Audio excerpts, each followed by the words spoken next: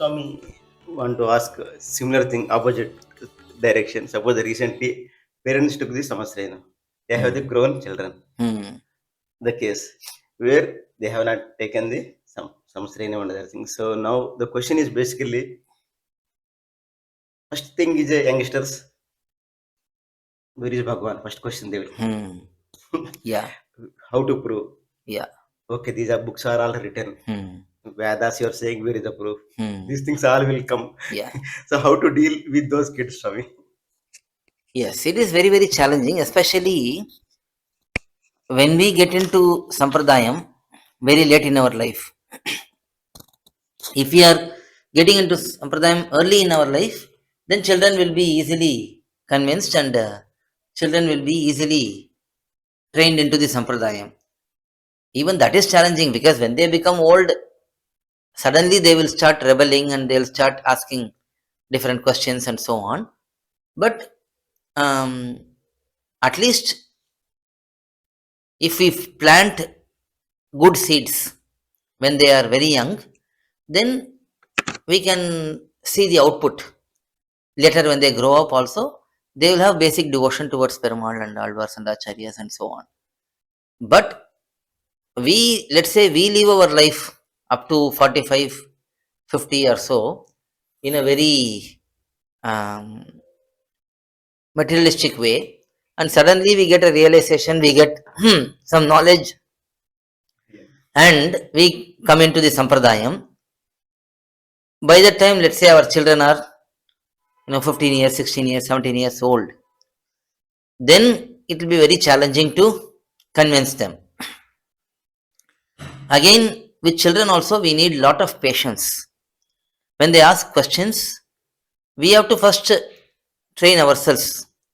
We have to listen to lot of lectures, we have to listen to kalakshepams, then read a lot of books, study these principles. All of these questions which are being asked by them, they have been asked by many most intelligent opposing scholars. It is not that they are asking who is God, how do you prove God's existence.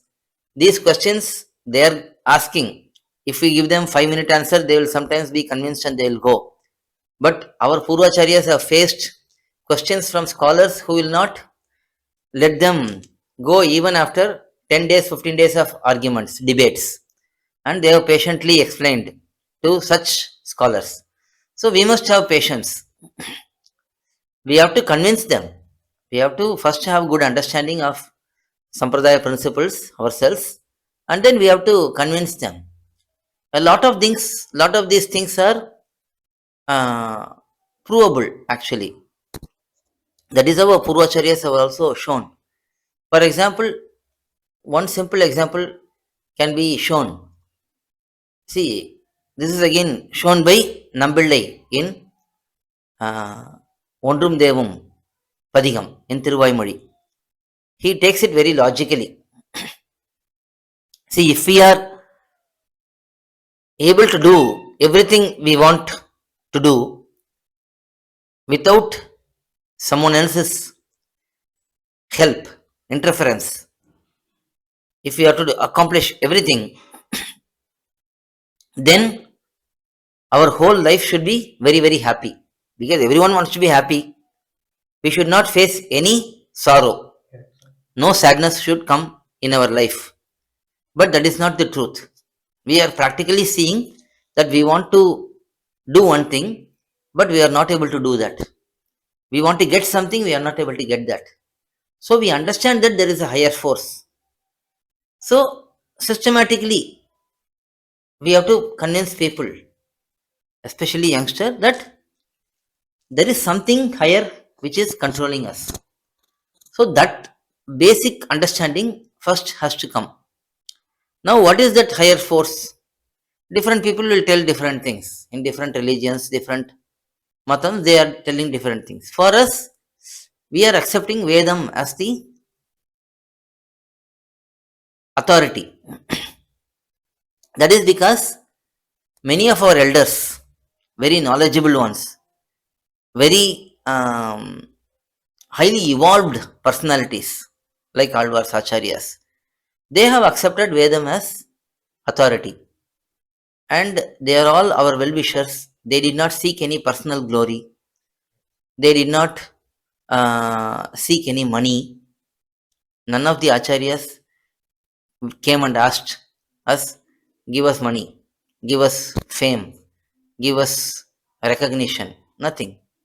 They were only focused on experiencing Bhagavan, experiencing the truth, and they did not stop with just experiencing themselves, but they shared it with others without any expectation. So we are trusting our Alvars and Acharyas, our sages, rishis. They have all shown that Vedam is the ultimate authority, and based on the Vedam only they have presented all their principles and arguments, and we are accepting that, and we are also seeing the benefits when we follow this particular path, how peaceful we become, how satisfied we become, how desireless we become. So all of these are practically will be visible in us over a time, over a period of time. It will not happen first day, but we can slowly see the progress. So when we experience that, we will be able to convince them, will be able to convince others easily. But when we don't have that experience, when we ourselves are not satisfied, we are ourselves greedy, we are ourselves angry always, we are ourselves confrontational, then we will not be able to convince others. So first of all, we have to have that inner peace, that devotion, that experience. Once we get that, we will be able to convince others to some extent. But in any case, patience is the key with others, and compassion, whether it is elders or younger people. Compassion and patience are very, very key. We have to be very compassionate towards others, just like how many people were compassionate towards others, towards us. We did not become a devotee in one day. Constant interactions, constant conversations with many, many Bhagavatas have brought us to this particular level. So we have to be such catalyst in spending time patiently with others, whether it is our own children, our own parents, or our own friends. We have to spend that time. We have to give that time, space for them to grow, to understand, to develop in devotional aspects. Without that time and space and patience, this will not materialize. We will only fail, because it's not a one day thing. It has to constantly uh, come in our life on a continuous basis. Then only we will make an impact on others. So personal practice, personal learning, personal practice, that will lead to helping others, whether it is parents or children. Yeah. And with children, and one more thing is, with children we have little bit more responsibility also. We have to be strict with them. We cannot leave them unattended. We should not leave them in bad company. So we have to constantly monitor them, see if they are behaving differently, if they are getting influenced by some bad elements. So that responsibility is also there. We cannot just be let's be patient with them, let them do whatever they want. We cannot let them go like that also. We also have to hold them tight. At the same time, we have to give them that freedom and ability to think, ability to act and make decisions on their own. So it's a balance. It's a very tight balance we have to practice. The nations of me very nicely explained in both ways, both directions. Yeah. Okay. Thank you very much for the valuable points for me. Okay. So, ధన్యవాదాలు. அடியன் ஆழ்வார் எம்பெருமானார் GR திருவடிகளே சரணம், GR திருவடிகளே சரணம். Koil.org has published a variety of Sri Vaishnava Sampradhayam books in different languages. A wide range of books covering different topics from absolute beginners to advanced level knowledge seekers are available at books.coil.org.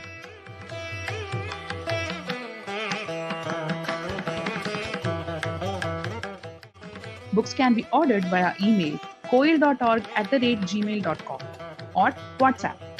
For details, please contact mobile numbers 8220-151966, 9600-595273,